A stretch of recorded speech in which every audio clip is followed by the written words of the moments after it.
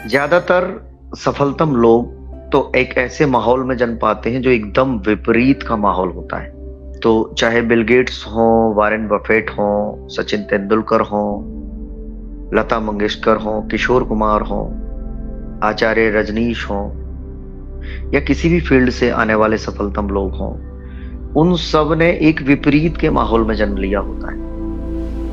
अगर आप किशोर कुमार के बारे में जानते होंगे तो किशोर कुमार का गला बहुत बेसुरा था। तो वे गॉड गिफ्टेड बिल्कुल नहीं थे, जो कहा जाता है कि गॉड गिफ्टेड उनकी आवाज थी। फिर एक बार जो सब्जी काटने वाला हंसिया होता है घूमा हुआ, उससे उनके पैर में बहुत गहरी चोट लग गई। उनका पैर कट गया, काफी खून बहा। तो इसकी वजह से वे बहुत रोए, बहुत चिल्ला चिल्ला के रोए। तो उस चिल्ला चिल्लाने में उनकी जो वोकल कॉर्ड्स थी, उसमें जो भी चीज ऐसी थी जिसकी वजह से उनकी आवाज बेसुरी और भद्दी आती थी, वह कट गई, वो दूर हो गई।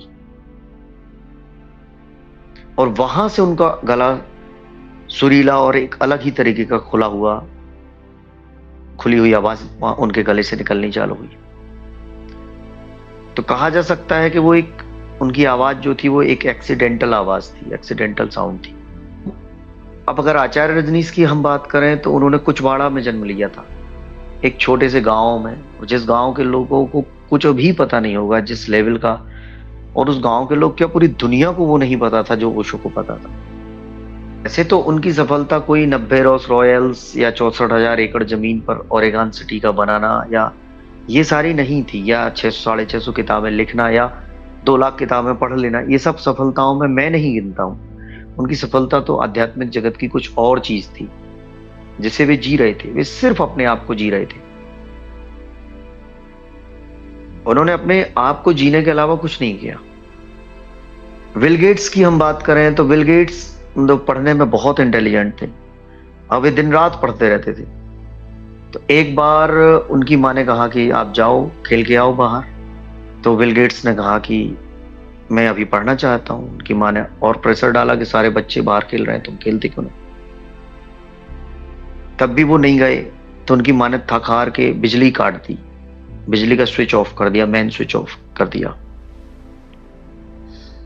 और अपने काम में लग गई। कुछ देर बाद जब वे कमरे में पहुंची तो उन्होंने देखा, उनको चिंता हुई कि अब ये कैसे सो रहा होगा या क्या कर रहा होगा या बाहर आ गया होगा, देख के आऊं। जब वे पहुंची कमरे में तो उन्होंने देखा कि वो एक टॉर्च की रोशनी को मुंह में फंसाए, टॉर्च को, वो किताब को पढ़ रहे हैं, पसीने से लत पत्तर बदर, ऐसा जुनून पढ़ने का। और जब बिल गेट्स अपनी पहली बार एक डेट में गए एक लड़की के साथ, तो उससे वे पूछते हैं कि तुम्हारे मैथमेटिक्स में कितने मार्क्स आए थे। वो लड़की इतनी नाराज हुई, उनका वहीं ब्रेकअप हो गया, जो अभी मतलब शुरू ही नहीं हुआ था, वहां ब्रेकअप हो गया उनका। ये सब लोग बहुत स्पेसिफिक बने हुए थे, अपनी एक स्पेशल थिंग्स को जीने के लिए बने हुए थे। तो ये उसी को करते थे, केवल एक ही सिंगुलरिटी में वर्क करते थे। रामानुजम की बात करें तो रामानुजम एकदम सिंगुलरिटी में वर्क करते थे। मैथ मैथ और मैथ। वे 10th में सारे सब्जेक्ट में उनके 0 नंबर आए, और मैथमेटिक्स में 100 में 100। वे पास ही नहीं हो सके, स्कॉलरशिप ही नहीं मिल सकी उन्हें। 31-32 साल की उम्र में उनका निधन हो गया, मृत्यु हो गई, क्योंकि शरीर का भी ख्याल नहीं रखते थे। ट्यूबरकुलोसिस से मृत्यु हुई थी उनकी, टीबी हो गई थी उन्हें। उनकी जो वाइफ थी, इतनी डेडिकेटेड, इतनी डिवोटेड और इतनी अच्छी स्त्री, लेकिन वो अपनी स्त्री को, अपनी पत्नी को भी वैसा सुख नहीं दे पाए कोई। तो उनकी फैमिली लाइफ, उनकी सोशल लाइफ, सब कुछ गायब थी। उनकी सिर्फ एक ही लाइफ थी, वो है मैथ लाइफ, मैथमेटिक्स लाइफ। तो जब हाईटेस्ट सफलता की ओर आपके कदम बढ़ते हैं, तब जीवन की बहुत सारी चीजें आपसे छूट जाती हैं।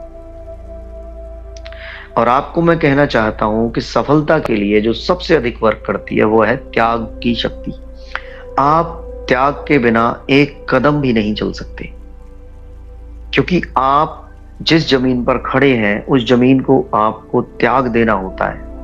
जब आप उस जमीन को त्याग देते हैं तब आप एक कदम चल पाते हैं। अब हमारा मन कहता है कि मैं नाइट क्लब भी हो आऊं, मैं गाने भी सुन लूं, मैं क्लास में टॉपर भी हो जाऊं, मैं सबके सामने होशियारी भी मान लूं, मैं रैगिंग भी कर लूं कॉलेजेस में जो होती है, मैं समोसे कचौड़ी भी खा लूं, मैं खड़े होके गप्पे भी मार लूं, मैं पान के टपरों पे खड़े होके धर्म की, परमात्मा की, राजनीति की, मोदी, मनमोहन सारी चर्चाएं भी कर लूं और मैं उस लेवल पे सफल भी हो जाऊं, तो ये नहीं होगा।